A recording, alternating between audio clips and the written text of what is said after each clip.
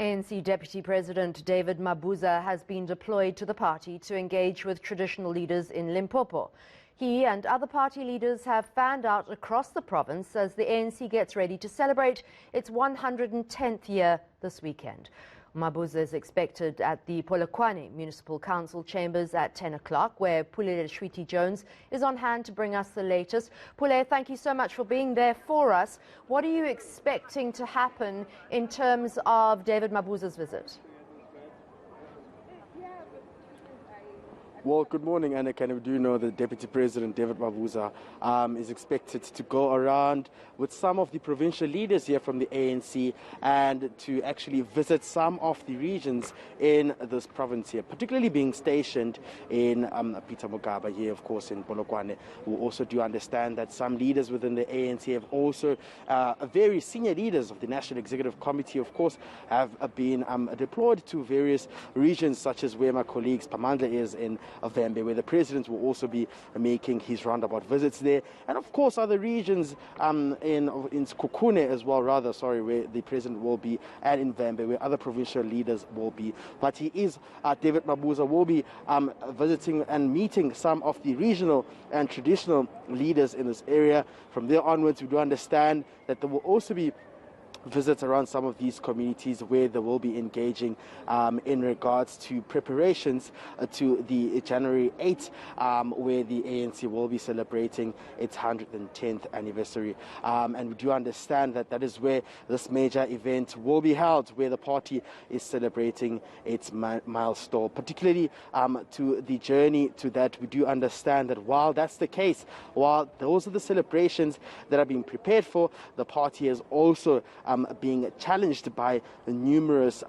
problems, such as not having to be able to pay some of their staffers in time, and of course being hard hit at the recent local government elections that have just taken place. Those are some of the spectacles that the party has been gripped by, and they will be hoping to actually see how they can prepare for the year in terms of embarking on some of their renewal programs, which of course have to ignite that unity within the party, which is something we haven't seen for a couple of months that have been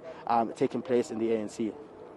Pule, Cyril Ramaphosa really came in on a unity and cohesion ticket, but everything in the party, certainly optically, seems everything but. Do they seem to be going out of their way in terms of deployees to make sure that they present a united front of harmony and peace, at least within the party, despite it perhaps not being the case?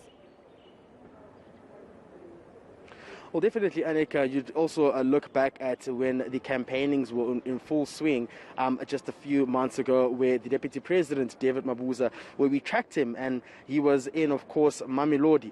where he said that the party was still, on a road to actually ensuring that unity can be enforced for them to actually forge ahead and ensure that the party does progress and do nothing but service delivery. But contrary to that, we've seen,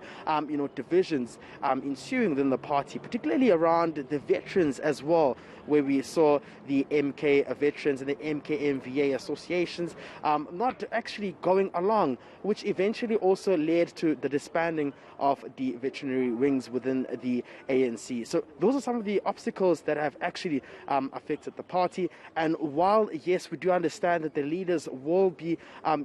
preaching and talking about this renewal program, which they believe will be a program that will enforce unity within the party and ensure that they prepare for the national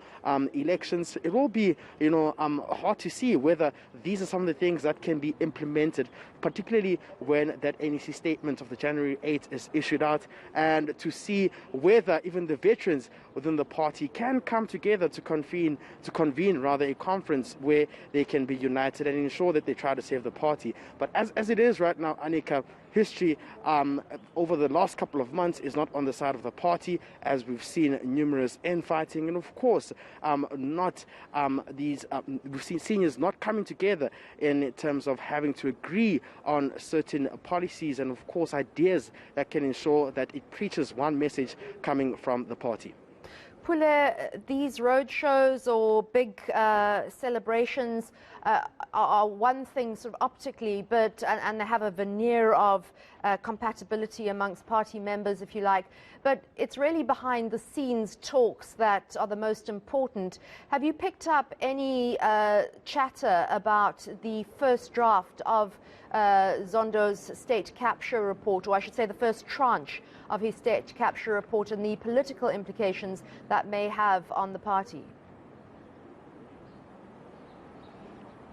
Well, as it is right now, Andika, those are quite, important questions we'll be wanting to pose to the Deputy President this morning, particularly having to arrange that interview with them to ask him about the negative impactfulness of this report that it may have on the party as well, and whether if it may further, affect the party going to its preparedness for the national elections as well. Those are kind of the questions we want to pose as to what kind of level of accountability will there be in terms of law enforcement agencies ensuring that the alleged perpetrators behind the state capture are brought to book and are of course held to account as well. But what we're also seeing right now is around that NEC caucus meeting that virtually took place, where the party has of course vowed behind supporting law enforcement agencies to try to find answers as to what led to the destruction, or rather burning, of a parliament in Cape Town. We saw that they were actually concerned about what kind of measures should be put in place, and quoting that they will be leaving no stone unturned in terms of ensuring that whoever, or rather more who have to be arrested in relation to that burning of parliament should be brought to book as well. But one thing that I've made clear is that they will not be, of course, embarking on the idea of parliament having to move from Cape Town to any other